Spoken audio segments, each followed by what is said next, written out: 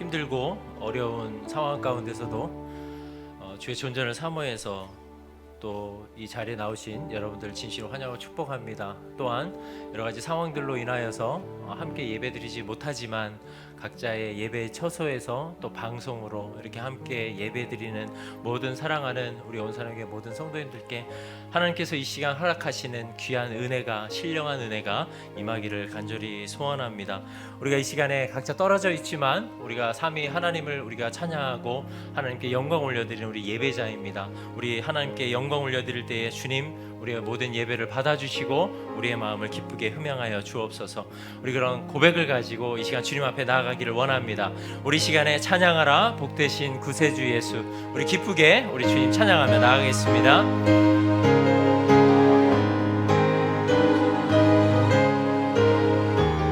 찬양하라 복되신 예수, 찬양하라 복되신 구세주 예수, 백성들아 사랑을 전하세. 예수 영원히 다스리시니 멸류관을 주 앞에 드리세. 구주 예수 세상을 이기시고 영광 중에 또다시 오시니 찬양하라 높으신 권세를 찬양 찬양. 우리 3절만 다시 한번 찬양하겠습니다. 우리 찬양 함께 고백하도록 하겠습니다. 우리 가사를 생각하시면서 함께 고백하겠습니다. 예수님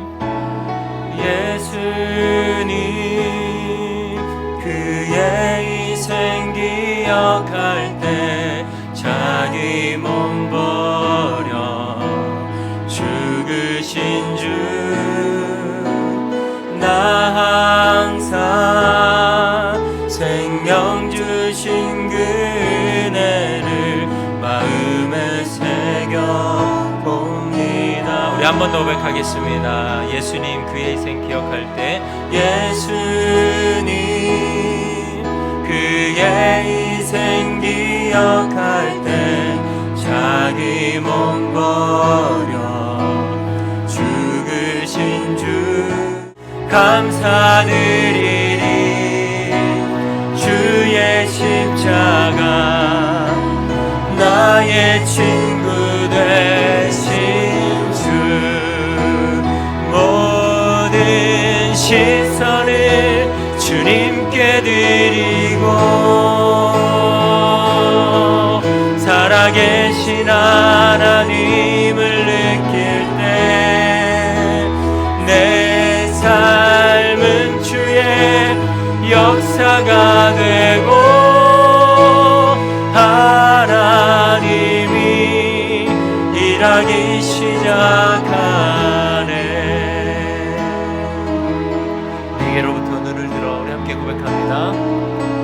내게로부터 눈을 들어 주를 보기 시작할 때 주의 일을 보겠네.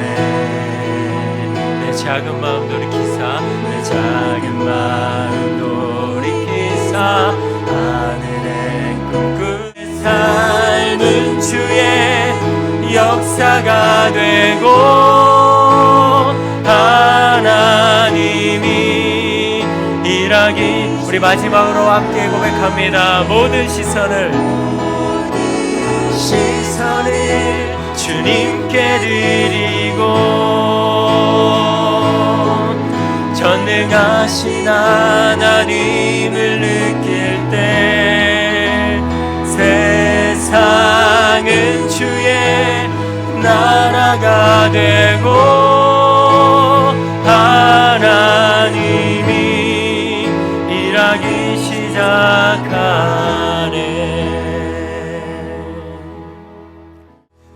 참 좋으신 하나님 감사합니다. 오늘도 변함없이 저희들을 지켜주시고 삶의 자리 가운데서 주님과 함께 동행하다가 이 시간 저희가 정한 시간을 따라 하나님 아버지 앞에 예배의 자리에 나오게 하신 것을 진심으로 감사드립니다. 하나님, 만물을 창조하셨고 지금도 이 모든 만물을 통치하고 계시는 하나님이십니다. 가장 큰 것부터 가장 작은 것까지 우리 주님께서 통치하지 아니하시는 것이 없는 줄을 믿습니다. 우리가 거룩하신 주님 앞에 마음을 들이며 나갈 때에 이 모든 것의 주권자 되신 하나님 앞에 저희들이 겸손함을 회복하게 하시고, 하나님 모든 소망이 주께 있음을 알아 오직 주님께만 우리의 마음을 드릴 수 있는 바른 예배자가 되게 하여 주시옵소서. 예수님의 이름으로 기도드립니다. 아멘. 오늘 우리가 함께 은혜 받을 하나님의 말씀을 봉독하도록 하겠습니다. 오늘 큐티 본문 말씀입니다. 마가복음 2장 1절에서 12절까지의 말씀이 되겠습니다. 마가복음, 신약성경 마가복음 2장 1절부터 12절까지의 말씀이 되겠습니다. 다 찾으셨으면 저와 여러분이 함께 본문 말씀을 나누어서 읽도록 하겠습니다. 우리가 지금 함께 나누어 읽는 이 말씀은 지금도 살아계신 하나님의 말씀입니다. 아멘. 제가 1절을 먼저 읽겠습니다. 수일 후에 예수께서 다시 가버나움에 들어가시니 집에 계시다는 소문이 들린지라 많은 사람이 모여서 문 앞까지도 들어설 자리가 없게 되었는데 예수께서 그들에게 도를 말씀하시더니 사람들이 한 중풍병자를 4사람에게 메워가지고 예수께로 올세 무리들 때문에 예수께 데려갈 수 없으므로 그 계신 곳에 지붕을 뜯어 구멍을 내고 중풍병자가 누운 상을 달아내리니 예수께서 그들의 믿음을 보시고 중풍병자에게 이르시되 작은 자야 내 죄사함을 받았느니라 하시니 어떤 서기관들이 거기에 앉아서 마음에 생각하기를 이 사람이 어찌 이렇게 말하는가 신성 모독이로다 오직 하나님 한 분 외에는 누가 능히 죄를 사하겠느냐. 그들이 속으로 이렇게 생각하는 줄을 예수께서 곧 중심에 아시고 이르시되 어찌하여 이것을 마음에 생각하느냐. 중풍병자에게 내 죄사함을 받았느니라 하는 말과 일어나 내 상을 가지고 걸어가라 하는 말 중에서 어느 것이 쉽겠느냐.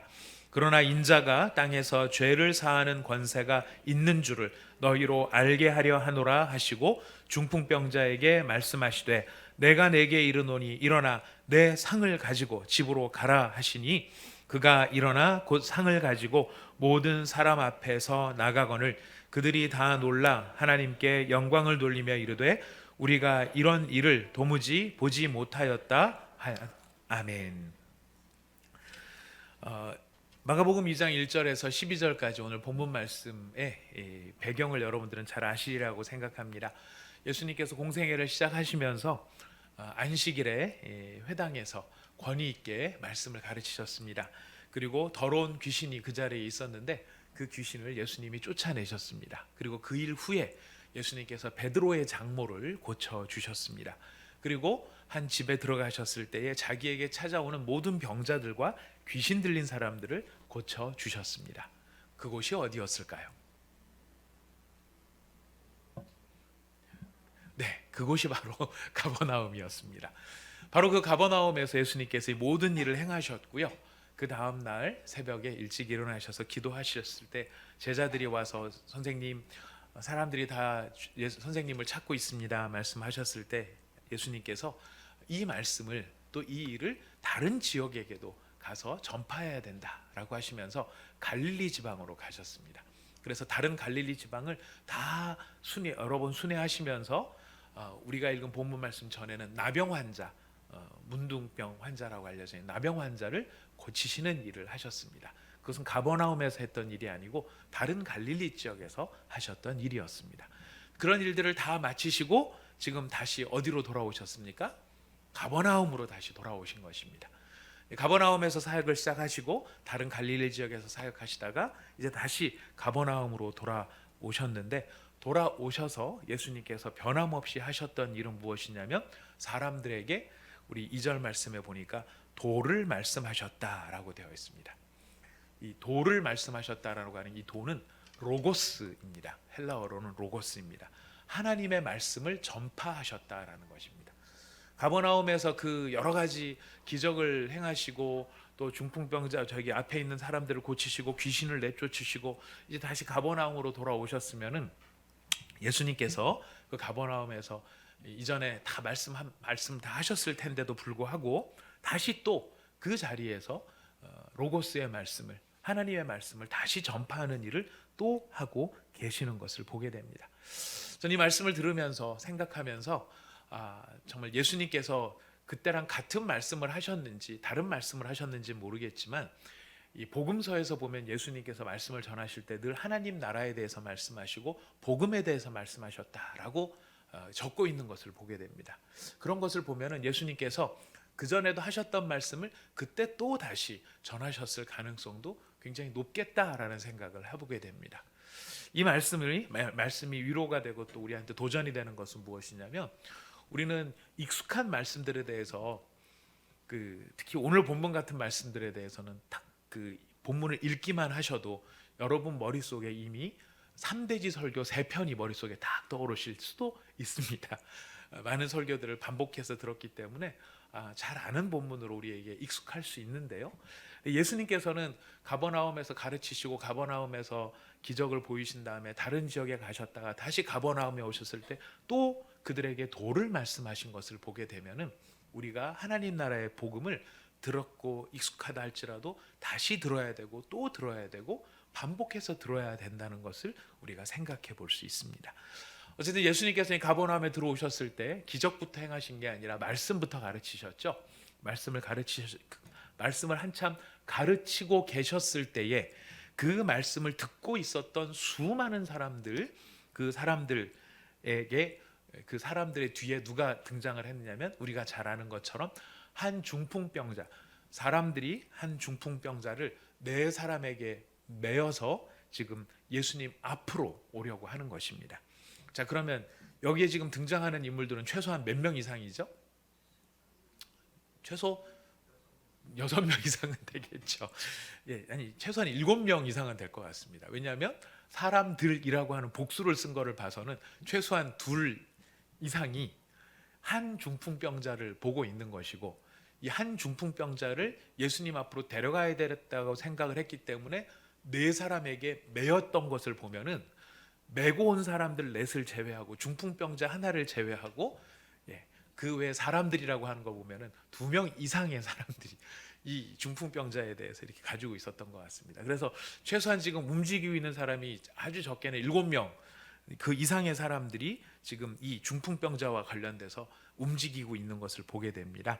아무튼 그들은 지금 예수님 앞으로 이 중풍병자를 데려가고 싶었는데 우리가 잘 아는 것처럼 문제는 너무 많은 사람들이 거기 있었다는 것입니다. 그래서 예수님께 데려갈 수 없었을 때 우리가 잘 아는 것처럼 그 사람들은 예수님을 이 중풍병자를 지붕으로 달아 올리죠.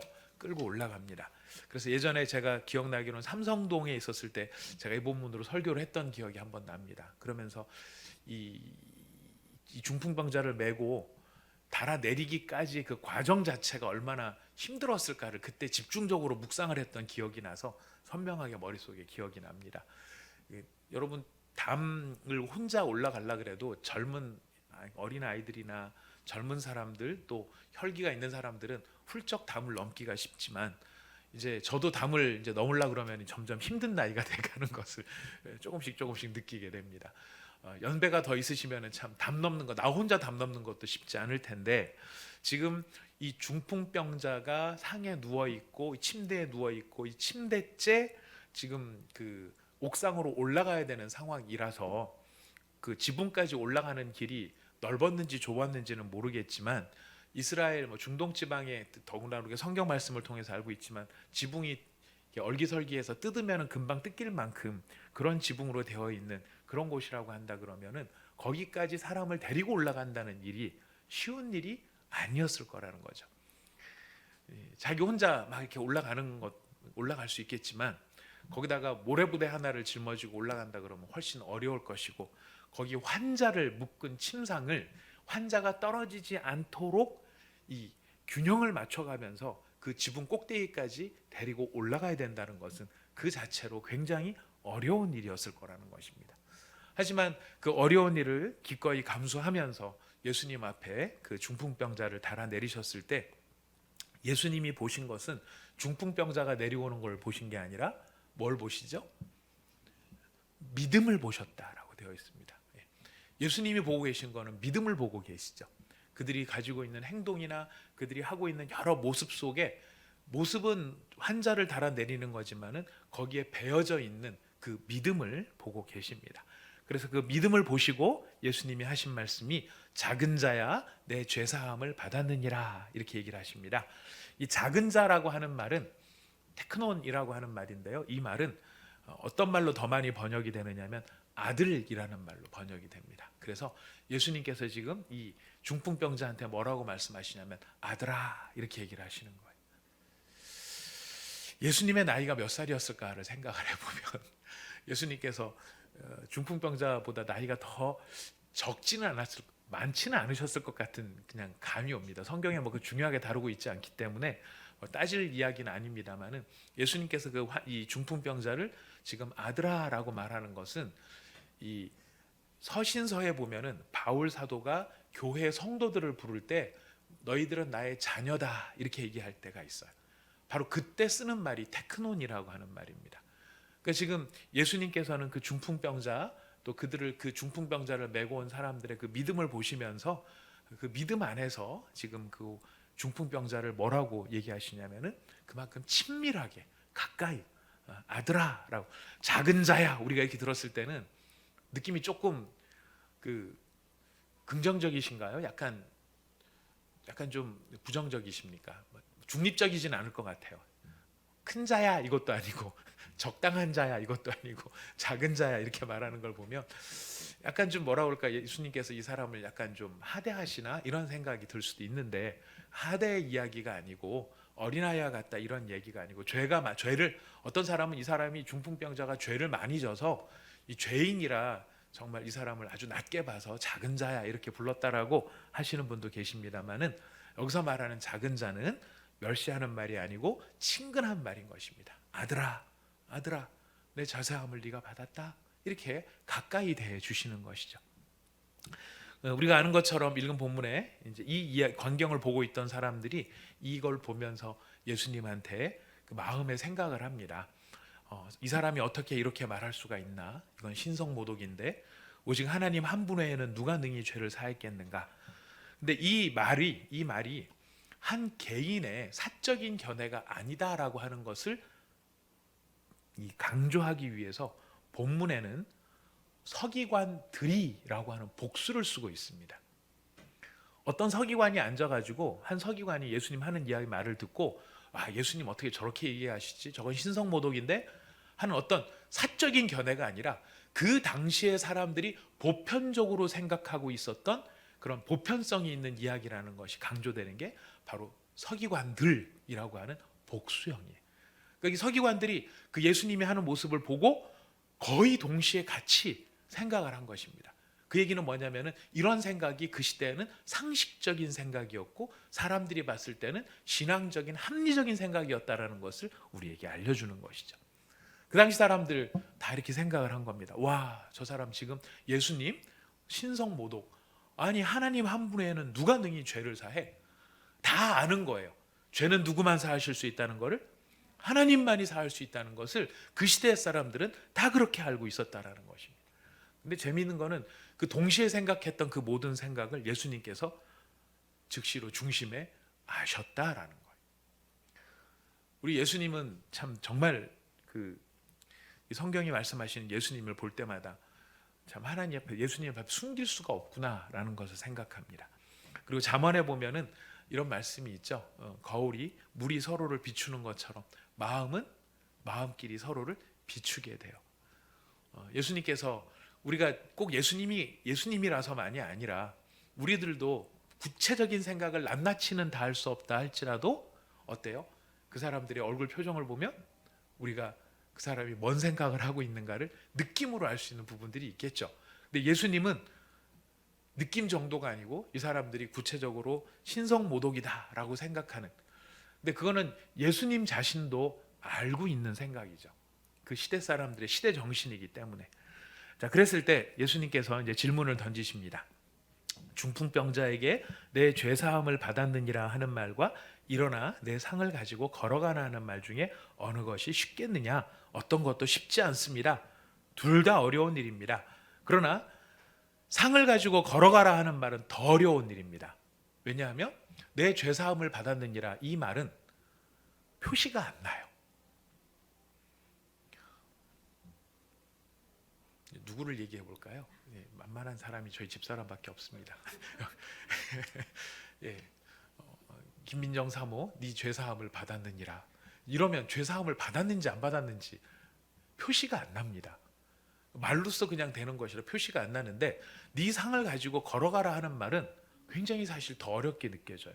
왜냐하면 정말 일어나서 걸어가야만 이 말이 확증이 되는 거기 때문에 그래요. 더군다나 이 말씀이 놀라운 건 뭐냐면, 예수님께서 나중에 이제 이 말씀을 하셨을 때 중풍병자에게 일어나 내 상을 가지고 걸어가라 했을 때 예수님의 말씀이 권세 있는 말씀이 되고 능력 있는 말씀이 되니까 이 사람이 일어나서 상을 가지고 갑니다. 근데 그냥 이 사람이 중풍병이 고쳐졌다라고 하는 정도로만 놀라운 것이 아니고요. 여러분, 중풍병에 걸려 있는 이 사람이 병이 얼마나 됐는지는 모르겠지만 분위기를 보니까 오래된 병 같아요? 아니면 최근 병 같이 느껴지십니까? 분위기는 오래된 병 같아요. 그 오래된 병으로 자리에 오래 누워 있었던 사람은 자기 몸을 자기가 가누질 못해요. 막혔던 혈관이 있는데 그게 뚫렸다. 그래서 이 사람이 중풍병 자체는 고쳐졌을지 몰라도 중풍병이 고쳐졌다 그래서 이 사람이 한순간에 일어나서 지금 나갈 때 뭐를 들고 나갑니까? 자기가 누웠던 침대를 들고 나간단 말이죠. 겨우 앉아서 우리가 뭐 감기나 몸살만 실컷 앓고 앉아 있어 이렇게 일어나면 금방 몸이 회복이 안 되죠. 좀 앉아 있다가 어지럽기도 하고, 더군다나 한참 오래 누워 있었으니까 근력도 없을 텐데, 지금 예수님께서 이 사람을 고쳤을 때의 이 고침은 뭐냐면 단순한 중풍병만을 고친 것이 아니라 이 사람을 온전하게 했다라는 것을 우리에게 알려주는 것이죠. 자기 상을 들고 갈 만큼 근력이 있는 사람으로 회복이 된 것입니다. 자, 이거는 표시가 나야 돼요. 그죠? 일어나라 했을 때 일어나서 가야 증명이 되는. 근데 이게 만약에 안 되면은, 못 일어나서 못 가면은, 일어는 났는데 네 상을 들고 못 가면은 이거는 예수님 말씀의 권위가 없어지게 되는 것이죠.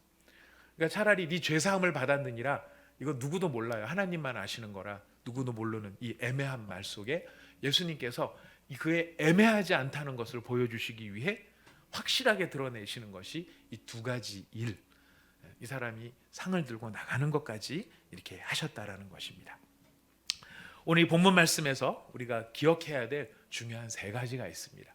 여러분, 말씀을 가만히 보시면은요, 죄사함이 먼저입니까? 병고침이 먼저입니까? 명백히 죄사함이 먼저예요. 예수님께서 중간에 서기관의 이야기가 끼어들어 있지 않다. 결국 그 서기관의 이야기 때문에 결국 예수님의 권세가 어떤 것인지를 더 명백하게 드러내는 일에 그걸 사용을 하시지만, 그거를 딱 빼놓고 보면은 예수님께서 이 중풍병자한테 두 가지 말씀을 명백하게 하세요. 첫 번째는 네 죄사함을 받았느니라. 두 번째는 네 상을 들고 일어나 걸어가라. 여러분, 하나님과의 이 하나님의 은혜의 영향력이 우리의 삶에 구석구석 잘 미치기 위해서는 사실 뭐가 먼저 바로 돼야 되느냐면은 하나님과의 관계가 바로 먼저 돼야 됩니다. 우리가 하나님의 은혜를 우리의 삶 속에서 구석구석 누리기를 굉장히 원하잖아요. 그런데 그렇게 되기 위해서 오늘 지금 이 본문 말씀 우리에게 명확하게 보여주는 것은 무엇이냐면은 하나님과의 관계가 바로 된 이후에라야 하나님의 은혜의 영향력이 그의 삶의 모든 곳에 미쳐진다는 것을 우리에게 먼저 알려주는 것입니다. 막힌 것은요, 뚫혀야 됩니다. 꼬인 것은 어떻게 해야 되죠? 펴져야 됩니다. 우리 교회 그 여성 화장실에 그 수도꼭지에 수도 파이 뭐라고 해야 되죠?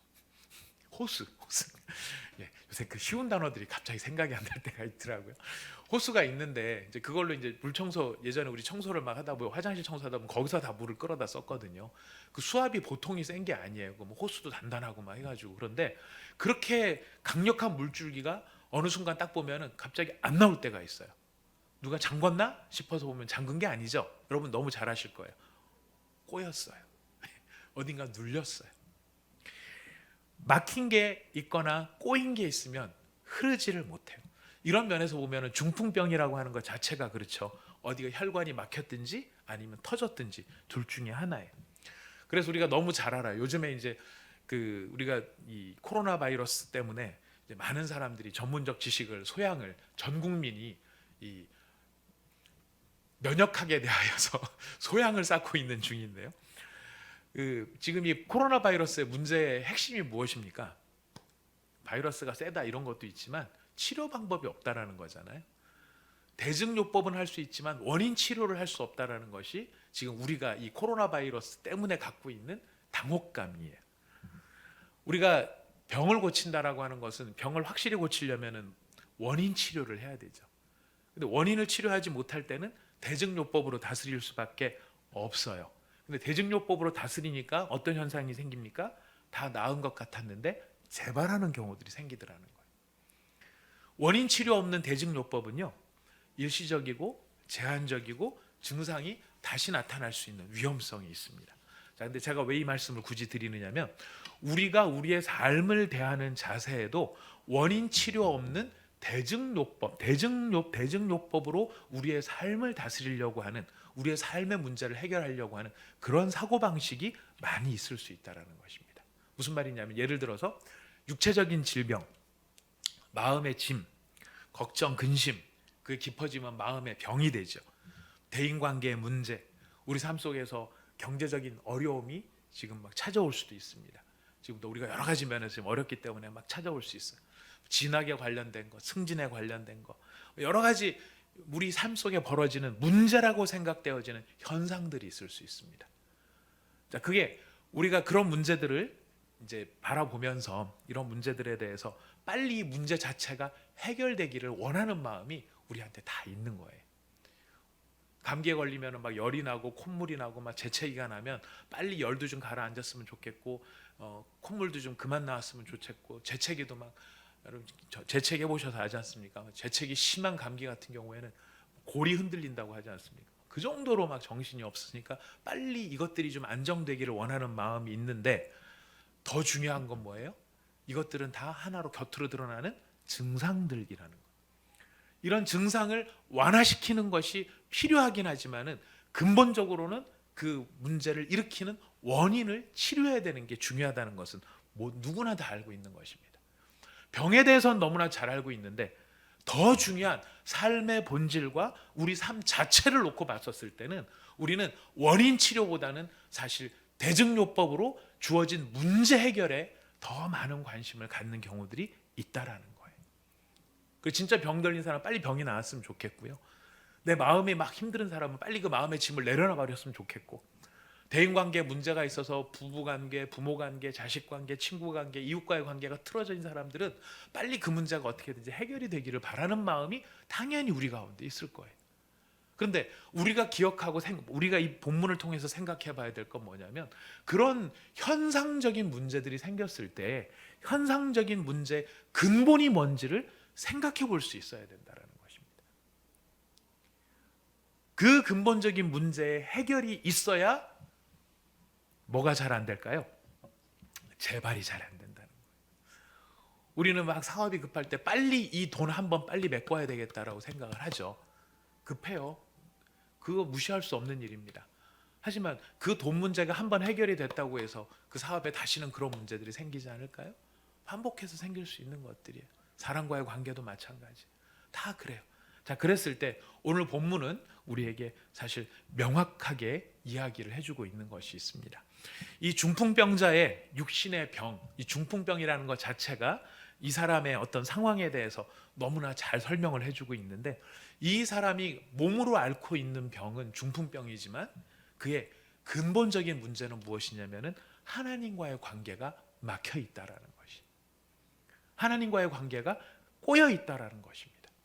그러니까 아무리 선하신 하나님께서 선하신 하나님께로부터 나오는 영적인 산소, 영적인 영양분이 그의 마음과 그의 삶 속에 흘러 들어가야 되는데 하나님과의 관계가 막혀버리고 하나님과의 관계가 꼬여버리니까 사실 더 근본적인 건 뭐냐면은 육체적인 중풍병의 문제가 아니고 영적인 중풍병이 더 큰 문제였다라는 것이죠.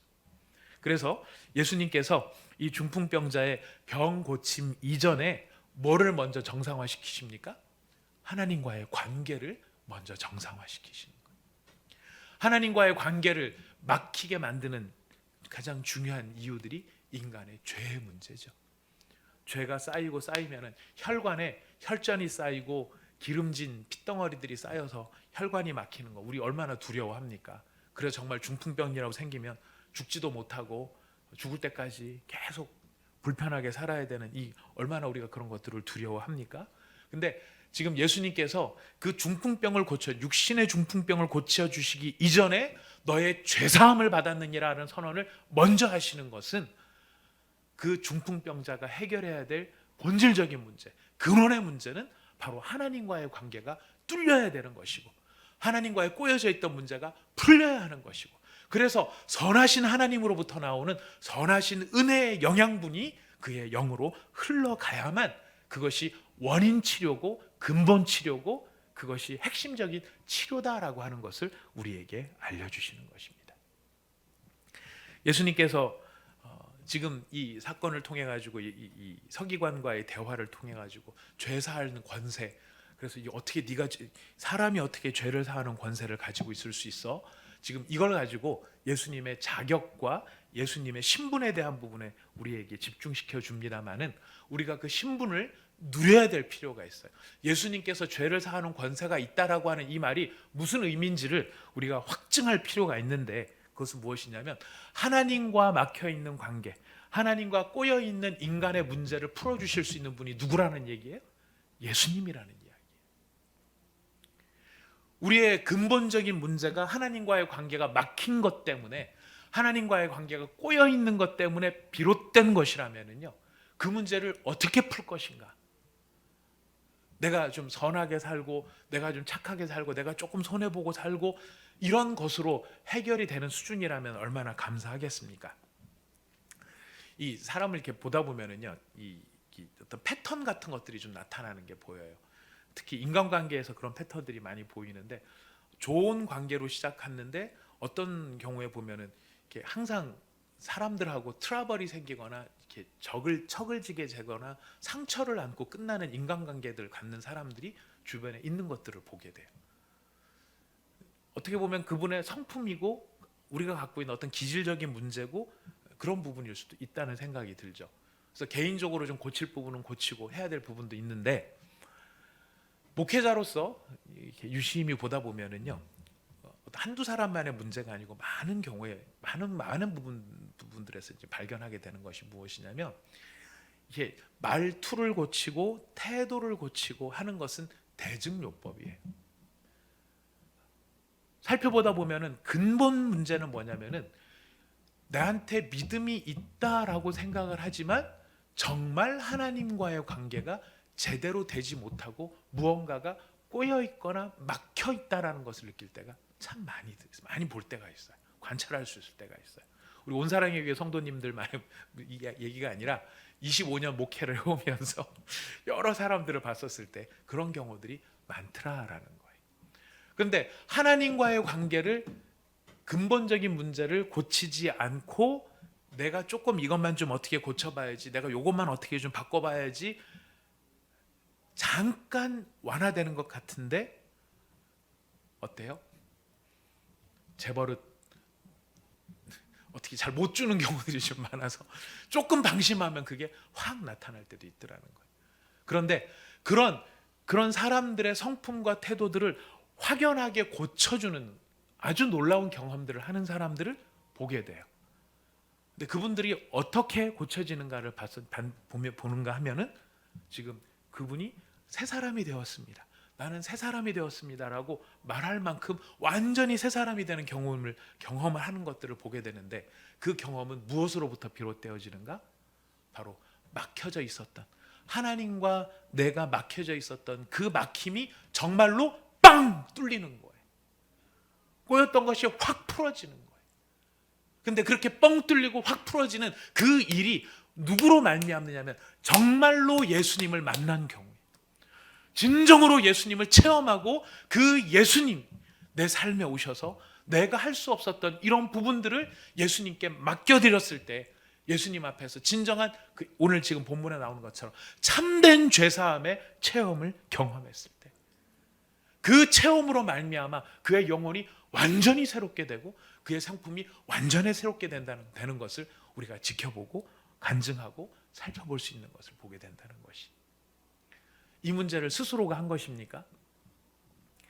그렇게 막혔고 꼬여 있었던 그 부분이 팍 풀려서 예수님을 만나면서 예수님 때문에 내가 나와 하나님 사이에 막혀 있었던 그것이 확 뚫린 그 사람들이 보여주는 변화를 우리 너무 잘 알고 있죠. 어떤 변화를 경험합니까? 절대 용서할 수 없다라고 생각했던 사람들을 용서하기 시작합니다. 내가 상처받아서 이 상처는 평생 내가 죽을 때까지도 잊어버릴 수 없는 상처야 라고 말했던 그 상처들이 그 사람에게 더 이상 상처가 되지 않는 것들을 보게 된다라는 거예요. 삶 속에서 이게 본인이 가졌던 과거의 체험과 경험들 때문에 나는 못해, 좀 하다가도 이것 때문에 딱 걸리면은 나는 절대 못할 사람이야. 왜냐하면 난 이런 트라우마가 있고 이런 상처가 있는 사람이기 때문에 안 돼. 그런데 그 트라우마를 뛰어넘게 되는 그 돌파구가 어디에서 비롯되는 것입니까? 바로 예수 그리스도. 예수 그리스도만이 이 일을 하실 수가 있고, 예수 그리스도를 진정으로 만나 그 예수님 때문에, 예수님이 뚫어주시는, 예수님이 선언하여 주시는 소자야, 아들아, 딸아, 너의 죄사함을 받았느니라, 이 말씀이 그의 귀에 똑똑하게 들리고 그의 심령 속에 선포되어질 때에 비로소 하나님과의 관계가 회복이 되고 하나님이 흘려보내주시는 모든 선한 것들이 그의 삶의 선한 영향력으로 나타나더라는 것입니다. 이 귀하신 예수님, 그래서 우리가 예수님을 그리스도로 믿는 것이죠. 하나님과의 관계를 회복시켜 주시고 고쳐주시는 놀라운 바로 이 삶의 진정한 변화를 가져오게 하시는 분이 예수 그리스도입니다. 이 예수 그리스도가 이런 분이라는 사실을 알게 되었을 때에 보여주는 반응이 어떤 반응인가? 우리 앞에 봤던 그 지붕을 뚫고 들어오는 사람들의 모습들이에요. 아까 앞에 초도 부분에 말씀드렸지만 지붕으로 올라가는 것도 일이고요, 지붕을 뚫는 것도 일입니다. 지붕에서 달아내리는 것도 쉬운 일이 아닙니다. 그런데 여러분, 왜 그렇게 하고 있을까요? 한 번쯤 해봤을 때, 한 번쯤 이렇게 해봐서 예수님을 혹시 한번 만나면 어떻게 좀 도움이 되지 않을까 하는 그 정도의 바람만 가지고는 이런 난관을 뚫을 수가 없습니다. 이들이 그렇게 무리를 돌파하지 못했을 때 지붕으로 올라가고 지붕을 뚫고 지붕에서 달아내릴 때에 그들의 마음은 뭐냐? 예수님께 가야만 해. 예수님을 만나야만 해. 반드시 예수님을 만나야 예수님만이 이 문제를 풀어줄 수 있어. 예수님께 가기 위해서라면은 지붕도 올라가고 지붕도 뚫고 내 몸이 부서진다 할지라도 이 밧줄을 내가 붙잡고 있으면서 이 중풍병자가 예수님을 만나게 내가 만들어 죽어야 말 것이야. 왜? 예수님만이 이 문제를 진짜로 해결해 줄 수 있기 때문에.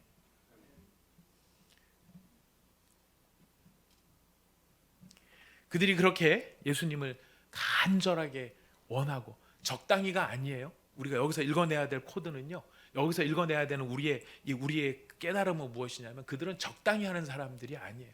지금 정말로 죽을 각오를 하고 최선을 다하고 있는 거예요. 왜냐하면 이 예수님께 가야만 하기 때문에.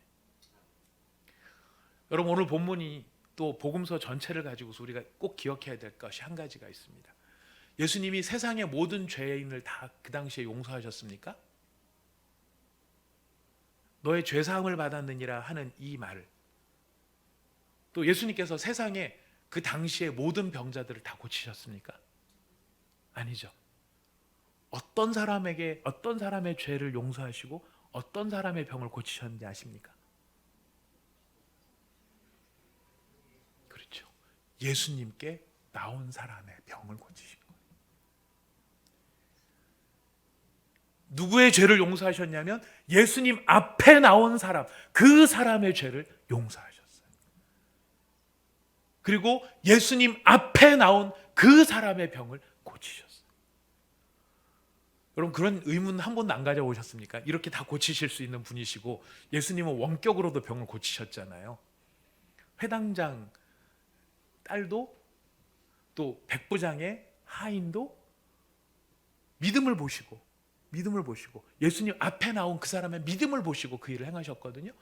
근데 여러분 그런 생각 한 번도 안 해보셨습니까?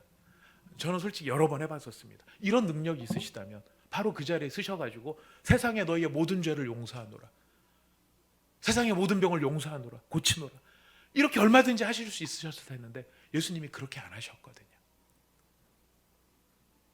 왜 그럴까요? 죄 용서함과 병 고침은 누구를 만나야만 되는 일입니까? 예수님을 만나야만 되는 일이에요.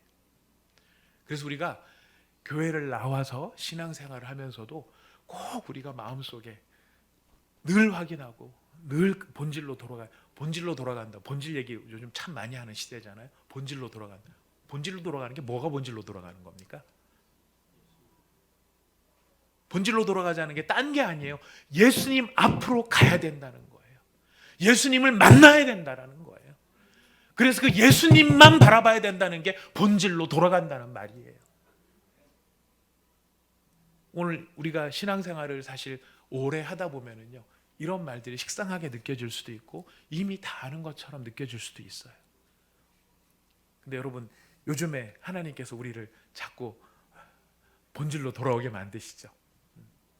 믿음의 근본이 무엇인지, 신앙의 본질이 무엇인지, 네가 신앙생활 한다고 했었을 때 그 신앙생활 한다고 하는 것이 무엇을 향한 신앙생활이고 누구를 향한 신앙생활이고 네가 믿고 있는 그 믿음이 무엇인가를 우리 가운데 일깨워 주시는 은혜의 시간이에요. 우리가 확인해야 될 게 무엇입니까? 나는 예수님을 만났느냐? 만났다라고 한다면 내가 그 예수님을 지금 지속해서 만나고 있느냐? 만났었어요. 끝나면 안 되겠죠. 예수님 만났어요. 언제 만났는? 옛날에 만났어요. 지금은 근데 모르겠어요. 예수님 옛날에 만났었던 것 같아요. 예, 그때는 그래도 지금은 잘 모르겠어요. 아리까리해요. 헷갈려요. 이래서는 안 된다는 것이죠. 예수님을 만나는 것이 왜 중요합니까? 다시 돌아가는 거예요. 예수님을 항상 만나고 그 예수님을 확인하고 내가 그 예수님의 손에 붙잡힌 바 되어 있고 내가 예수님과 동행한다라고 하는 믿음의 의식과 믿음의 의지와 믿음의 결단이 여러분 왜 필요합니까? 그렇죠. 그 예수님의 손을 붙잡고 있어야 누구와의 관계가 항상 뚫려 있을 수 있어요. 하나님과의 관계가 뚫려 있을 수 있기 때문에 그래요. 그래서 그 하나님으로부터 나오는 모든 선한 것들이 우리의 삶의 구석구석, 마치 모세 혈관을 타고 산소가 공급되고 영양분이 공급되는 것처럼 우리가 그 예수님의 손을 붙잡고 그 예수님이 나와 함께 동행하시며 그 예수님이 나의 모든 죄의 문제들을 늘 씻어주심으로 하나님과 우리 사이의 관계 거리낌이 없을 때에 하나님께로부터 내려오는 모든 선한 영혼의 산소가 우리의 삶의 구석구석으로 전달이 되는 것이고요, 양분이 생기는 것이고요, 그 힘이 있어야 누구를 용서하든지 삶을 견디든지 어려움을 막아내든지 죄의 시험이 다가왔을 때 그걸 해치고 나갈 수 있는 능력이 생기는 것이지, 내 경험이 많고 내 각오가 새롭고 내가 거기에 대한 무슨 그런 결단들이 내 의지가 강력해서 그것들을 이겨낼 수 있는 것이 아니라고 하는 것입니다. 우리에게 하나님의 선한 은혜가 변함없이 흘러 들어와야 됩니다. 여러분, 그런 은혜가 있기를 원합니다. 오늘 영상으로 참여하신 우리 성도님들도 그런 은혜가 삶 속에 있으시기를 원합니다. 여러분의 삶이 능히 예수님의 그 용서함의 삶이 있고 사랑함의 삶이 있고 견뎌냄의 삶이 있고 내게 다가오는 시험들 앞에 넘어지지 않는 그런 능력 있는 삶이 되기를 원합니다. 근데 그 능력 있는 삶은 누구로부터 말미암아요? 하나님께로부터 말미암아요. 하나님으로부터 오는 능력들입니다. 그 능력이 우리의 삶에 막히지 않기 위해서 우리가 붙잡아야 될 바로 우리의 중보자가 누구세요? 예수 그리스도인 거예요. 그래서 우리의 자랑이 누굽니까? 예수님이에요. 우리의 힘의 근원이 어디 있어요? 예수님에게 있는 거예요. 그래서 오늘 이 저녁 우리가 함께 하나님 앞에 찬양하고 또 기도할 때에 다른 걸 확인하는 게 아니에요. 바로 예수님만이 지금 막혀있는 내 삶의 내 현상적인 문제들이 아니라 본질의 문제, 이걸 해결해 주실 분이 예수님입니다. 그래서 이 중풍병자를 메고 예수님 앞에 나온 이 사람들의 심정처럼 저는 예수님께 가기를 원하고 예수님을 반드시 만나야만 합니다. 이전에 만났던 경험으로만 끝나는 게 아니라 바로 오늘 지금 이 순간 내가 그 예수님의 손을 붙잡고 예수님과 함께 해야만 한다는 그 간절함, 그 믿음을 우리가 소원하면서 하나님 앞에 찬양하고 또 하나님 앞에 기도하며 우리 하나님 앞에 마음을 다해 나갈 수 있는 오늘 밤이 될 수 있도록